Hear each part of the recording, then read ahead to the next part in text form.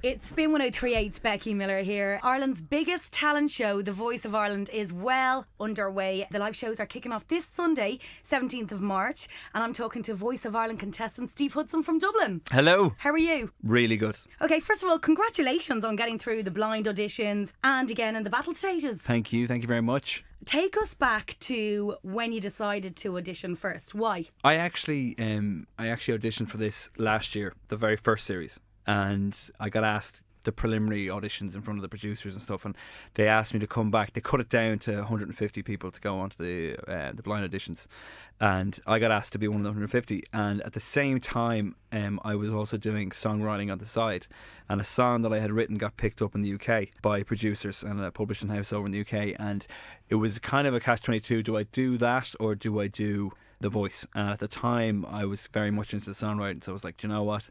I'll never get this opportunity again. So I said, really stick with the songwriting and try and get it released and stuff like that. But in the end, of course, the music business being what it is, it didn't take off. There was a lot of, yes, we're definitely going to go with this. And then at the very last minute, it didn't work out. So when the show went out in January, the show that Pat Byrne won in the end, I was kind of sitting at home going, oh, damn.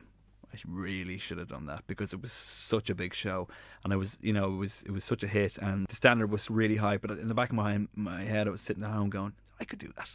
I could do, you know what? I could do. I'm pretty sure I could give it a shot. So I said to myself, I didn't tell anybody or friends or family. I said, if it comes around for a second season, I'll throw it in again. So when you auditioned this year, then did you tell anybody you were going to audition? No, I didn't. Firstly, I didn't want anybody kind of getting their hopes up, and secondly, I didn't want people going, "Oh, Stevie, you're 27, just give it a break, will you?" So hold on, were you all sitting around the TV on a Sunday night? No, and you're all there watching. No. Hold on a second. Yeah, no.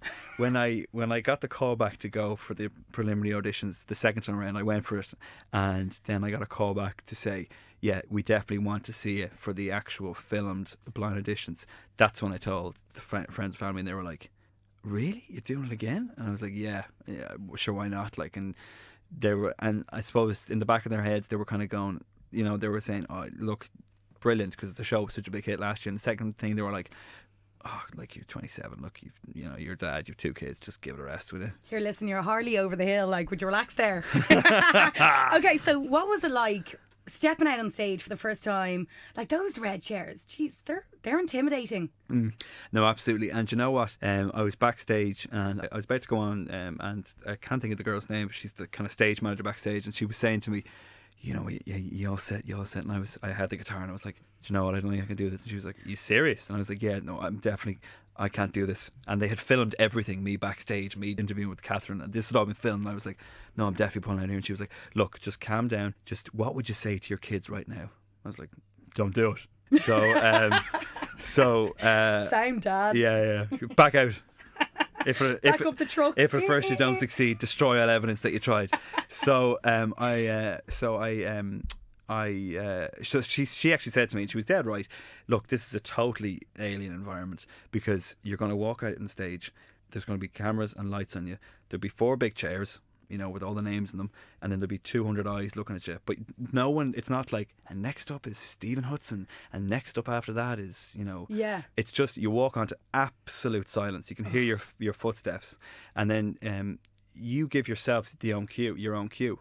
No way. Yeah, it's up to you to decide when you want to start. So she was like, just take as long as you need. It doesn't matter if you're there for 5 minutes. And so I walked on stage, and they actually cut it when I went out. I was delighted. I was actually on stage for a minute, just heart pounding. Yeah, and just kind of wiping the sweat off my brow and everything. I was like, oh my God. And then eventually, as soon as you sing, you kind of you calm down, because you almost forget. Do you though? Because yeah. You're kind of there singing away, but you're waiting for people to turn around, and you're like, they're not turning around. Is that not going through your head? Do you know what though? I was so nervous. I've never been more nervous my whole life doing anything than this. But as soon as I started singing, I was just so, preoccupied with sounding good that I completely forgot that these chairs have to turn. Yeah. So what was it like when the first chair, who was it, Sharon turned first? Sharon and Keema at the same time. Really? Yeah. And what was that like? What were you thinking? Honestly, and I know people say it all the time, but it just didn't phase you. No, I didn't get it. Yeah. I only got it when Jamelia turned, and next thing I was like, oh, wait a minute, there's three of them. There's three of them looking at me. And then when I finished the song, I looked up and there was, there's three of them looking at you. I was like, oh my God, I'm through. And come here, were you not thinking, Brezzy, a bastard? Do you know what? Do you know what? I absolutely was. Really? Yeah. I was No like, way. and when Jamelia turned, in my head I was singing along, and in my head I was like, right, I've got three. I'm really gonna. And there was a big note coming up. I was like, I'm gonna absolutely smash this note.